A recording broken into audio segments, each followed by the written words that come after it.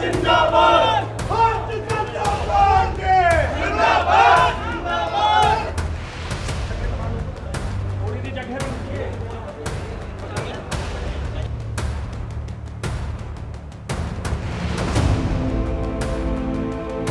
जिंदाबाद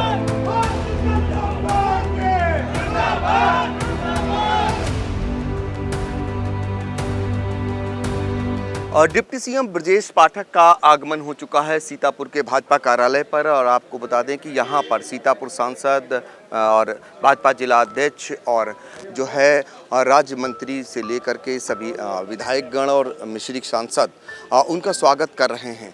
भाजपा कार्यालय पर आप देख सकते हैं कि जो भाजपा के पदाधिकारी हैं उनका नज़ारा आपको दिखाएंगे अभी किस तरीके से उनके स्वागत के लिए सब कतारबद्ध लाइन में हैं। और ये 2024 चुनाव की तैयारियों के रूप में देखा जा रहा है। अभी से भाजपा के जो कार्यकर्ता हैं, पदाधिकारी हैं, जनप्रतिनिधि हैं, उनमें वही माहौल देखने को मिल रहा है जो 2024 लोकसभा चुनाव की तैयारियों का दिखाई दे रहा है। और करीब करीब सभी जनप्रतिनिधि और सभी पदाधिकारी कतारबद्ध ढंग से भाजपा कार्यालय पर डटे हुए हैं और अपने डिप्टी सीएम का वो जो है स्वागत कर रहे हैं। एक एक से डिप्टी सीएम जो ब्रजेश पाठक हैं वो मिलते हुए नज़र आ रहे हैं और सभी का जो है वो अभिवादन स्वीकार कर रहे हैं। 2024 लोकसभा चुनाव से पहले इस तरीके का नज़ारा पार्टी कार्यालय पर देखने को मिल रहा है। ये कहीं न कहीं पार्टी पदाधिकारियों में, जनप्रतिनिधियों में जोश भरने का काम किया जा रहा है। और डिप्टी सीएम आज सीतापुर पहुंचे हुए हैं, कई निरीक्षण कर रहे हैं। निरीक्षण के बाद वो भाजपा के कार्यालय पहुंचे हुए हैं और भाजपा कार्यालय पर पार्टी के जो नेता हैं, पदाधिकारी हैं, उनसे मिलते हुए एक एक पदाधिकारी से मिलकर वो जो है उनका उत्साहवर्धन करते हुए, और शायद ये आज दिन भर का कार्यक्रम है डिप्टी सीएम का और कई जगह कार्यक्रमों में वो शामिल हुए हैं। और इस दौरान उन्होंने सभी का स्वागत किया, उत्साहवर्धन किया है।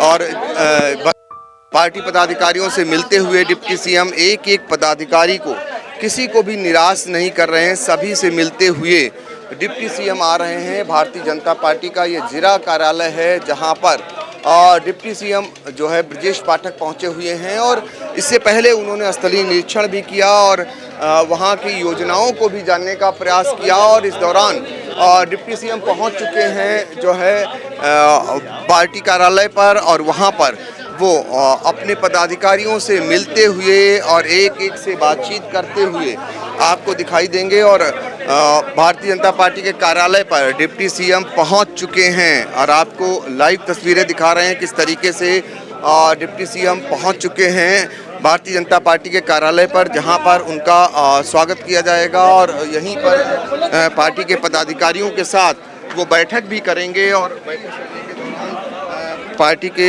नेता, जनप्रतिनिधि भी मौजूद रहेंगे। और कुछ ही देर बाद वो मीटिंग करने के लिए है। और आपको दिखा रहा हूं कि किस तरीके से ब्रजेश पाठक जाते हुए पार्टी के अंदर पहुंच चुके, बातचीत करने का प्रयास करेंगे। उत्तर प्रदेश के डिप्टी सीएम ब्रजेश पाठक रविवार को सीतापुर पहुंचे। पार्टी कार्यालय पर कतारबद्ध ढंग से उनके स्वागत के लिए खड़े जनप्रतिनिधियों और पार्टी पदाधिकारियों ने पुष्प गुच्छ देकर स्वागत किया। सभी का परिचय पार्टी जिलाध्यक्ष अश्विन मेहरोत्रा ने कराया।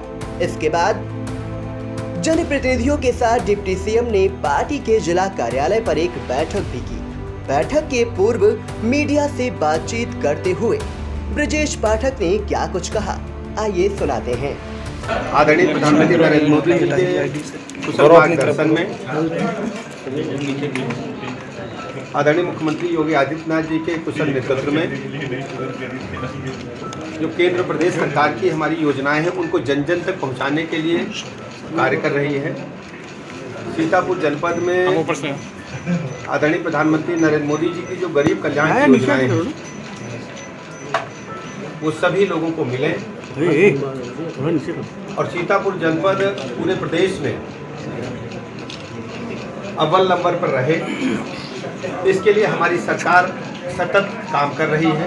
आज कई जगहों पर हमने स्वयं स्थल निरीक्षण किया है, निराश्रित गोवंश स्थल का निरीक्षण किया है, कस्तूरबा विद्यालय गए हैं, आंगनबाड़ी केंद्रों का निरीक्षण किया है, साथ ही साथ मलिक बस्ती में जाकर के वहाँ के लोगों से हमने संपर्क किया है, उनका हालचाल लिया है और उनसे चर्चा करने के बाद एक तथ्य सामने प्रकाश में आया है कि आदरणीय प्रधानमंत्री नरेंद्र मोदी जी से एक व्यक्ति बहुत ही खुश है। उनका कहना है कि हमारे जीवन स्तर में बदलाव लाने का काम आदरणीय प्रधानमंत्री नरेंद्र मोदी जी ने किया है। सबको पक्का मकान मिला है, निःशुल्क शौचालय मिला है, किसान सम्मान निधि मिल रही है, 5 लाख तक का निःशुल्क इलाज मिला है। इसके साथ ही साथ सौभाग्य योजना के अंतर्गत उनको निःशुल्क विद्युत कनेक्शन भी मिला है, उज्ज्वला गैस कनेक्शन मिला है। ढेर सारी ऐसी योजनाएं जो उनके जीवन स्तर में बदलाव लाने का काम कर रही हैं। ये सब आदरणीय प्रधानमंत्री नरेंद्र मोदी जी की वजह से हुआ है और उनसे जाकर के संपर्क करने के बाद मैं ये कह सकता हूँ कि आदरणीय मुख्यमंत्री योगी आदित्यनाथ जी के नेतृत्व में जिस ढंग से उत्तर प्रदेश में कानून का राज स्थापित हुआ है। सीतापुर जनपद में आप सब हमारे मित्र हैं, जानते हैं अच्छी तरह से समाजवादी पार्टी के शासनकाल में यानी 2017 से पहले जिस ढंग से गुंडे, माफिया, मवाली, बदमाश, लुच्चे, लफंगे पुलिस के संरक्षण में भोली भाली जनता का शोषण करते थे, प्लाट, मकान, दुकान पर कब्जा करते थे, आज उत्तर प्रदेश में गुंडे, बदमाश, माफिया या तो जेल में या प्रदेश छोड़ करके चले गए हैं। ऑर्गेनाइज्ड क्रिमिनल्स के नेटवर्क को हमारी सरकार ने पूरी तरह से ध्वस्त कर दिया है। आपसी बेमनस्ता के कारण जो घटनाएं हो रही हैं वो भी हमारे लिए चिंता का विषय है और सभी घटनाओं में हमने कड़ी कार्रवाई की है। हमने छोटा बड़ा अपना पराया नहीं देखा। जिसने भी कानून तोड़ा उसके खिलाफ हम कड़ी कार्रवाई करते हैं। हर स्थिति में सीतापुर जनपद को हम अव्वल दर्जे पर लाने के लिए सतत काम करते रहेंगे। हमारे जो माननीय जनप्रतिनिधि हैं, माननीय सांसद हैं, माननीय विधायकगण हैं और हमारे सभी जनप्रतिनिधि, हमारे जिलाध्यक्ष जी मिलजुल करके एक टीम भावना के साथ सीतापुर जनपद को बहुत तेजी के साथ आगे बढ़ता हुआ जिला बनाने के लिए काम कर रहे हैं। आप देखेंगे कि इंफ्रास्ट्रक्चर के मामले में, आधारभूत संरचना के मामले में सीतापुर जनपद नंबर 1 पर रहेगा। यहाँ पर सड़कों का जाल जिस ढंग से पहले टूटी सड़कें होती थी, अब उच्च कोट की वर्ल्ड क्लास की सड़कें हैं। विद्युत व्यवस्था भी उच्च कोट की है। सभी चिकित्सालयों में जो हमारे डिस्ट्रिक्ट हॉस्पिटल है, CSC है, PSC है, सब में उच्च कोट की चिकित्सा व्यवस्था मिले, इसके लिए हमारी सरकार लगातार काम कर रही है। आज हम बिंदुवार सभी विभागों की समीक्षा करेंगे और कहीं कोई चूक होगी, त्रुटियां होगी, उनको सुधारने के लिए निर्देश मिलेंगे। ये अन्य प्रदेश का मामला है, अभी हमारी जानकारी में नहीं है। आप मेरे संज्ञान में लाए हैं, पूरी जानकारी करके हम आपको बताते हैं कि समाजवादी पार्टी के शासनकाल में जिस ढंग से महिलाओं का उत्पीड़न हुआ, बच्चे लफंगे लोग कॉलेजों के सामने, डिग्री कॉलेज के सामने हमारी बहू बेटियों को बुरी नजर से देखते थे। माननीय योगी जी ने जब इसके लिए स्पेशल इंतजाम किए, यानी आप जानते होंगे जिस ढंग से इन लोगों ने बहू बेटियों को सड़कों पर निकलना मुश्किल कर दिया था, हमारी सरकार ने ऐसे 15,000 लोगों को जेल भेजा, मुकदमे रजिस्टर किए। अब हमारी बहू बेटियाँ सुरक्षित हैं। उत्तर प्रदेश के लोग जानते हैं कि समाजवादी पार्टी की सरकार में गुंडे, माफिया, बदमाश, लुच्चे, लफंगे सड़कों पर जो आतंक करते थे, आदरणीय योगी जी की सरकार ने, बीजेपी सरकार ने पूरी तरह से बदमाशों को उनकी हैसियत बता दिया, तो जेल में है या प्रदेश के बाहर था। समाजवादी पार्टी की सरकार जिस ढंग से गायत्री प्रजापति जी आज तक जेल में है और उनके सरकारी खजाने में 1/4 भी पैसे जमा नहीं है। समाजवादी पार्टी की सरकार जाने के बाद भारतीय जनता पार्टी की सरकार ने, योगी जी की सरकार ने, आप हमारे खनिज विभाग का अगर डाटा उठाएंगे, रॉयल्टी का उठाएंगे, कई गुना वृद्धि हमने की है सरकारी राजस्व की। और सरकारी राजस्व के बढ़ाने के बदौलत ही हमारी सरकार का बजट है वो 5.25 लाख करोड़ से अधिक पहुंच गया है। हम ये कह सकते हैं कि हमारी सरकार इंफ्रास्ट्रक्चर के मामले में आर्थिक मोर्चे पर शीघ्र ही पूरे देश में नंबर 1 पर है। जैसे आप राष्ट्रीय राजधानी क्षेत्र देखते हैं कि दिल्ली के आसपास के सभी जो जनपद हैं विभिन्न प्रदेशों में हैं, उनको मिलाकर के NCR का गठन किया है। हमारी सरकार भी चाहती है, योगी जी भी चाहते हैं कि लखनऊ के आसपास के जो जिले हैं उनका समेकित विकास हो। छुटपुट विकास होने के कारण जो बिल्डर्स हैं या प्राइवेट कॉलोनाइजर्स हैं, बगैर अनुमति के मकानों का निर्माण करा रहे हैं। ना वहाँ पर आधारभूत सुविधाएं हैं, ना नागरिक सुविधाएं हैं, ना वहाँ सीवर लाइन है, ना सड़कें हैं, ना बिजली का इंफ्रास्ट्रक्चर है, ना स्कूल है, ना सामुदायिक केंद्र है।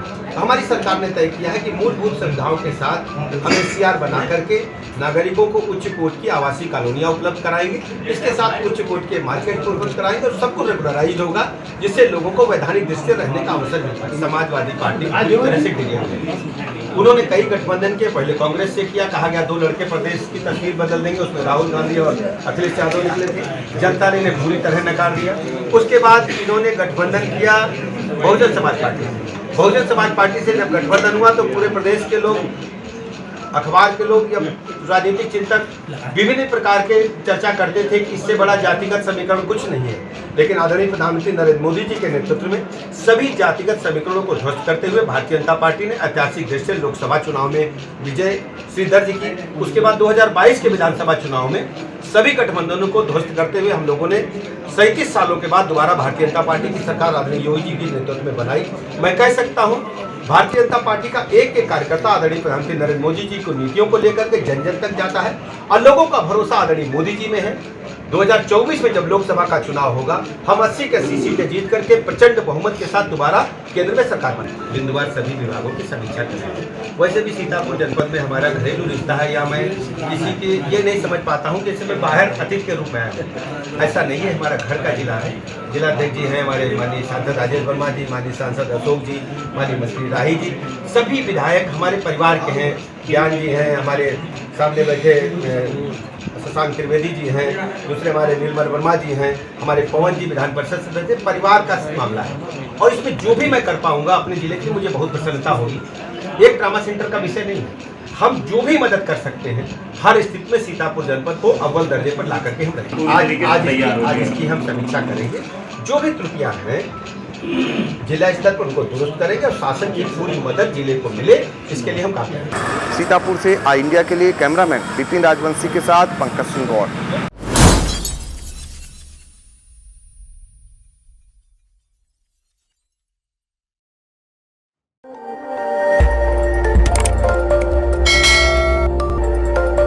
खबर आपकी, नजर हमारी। देखते रहिए आई इंडिया।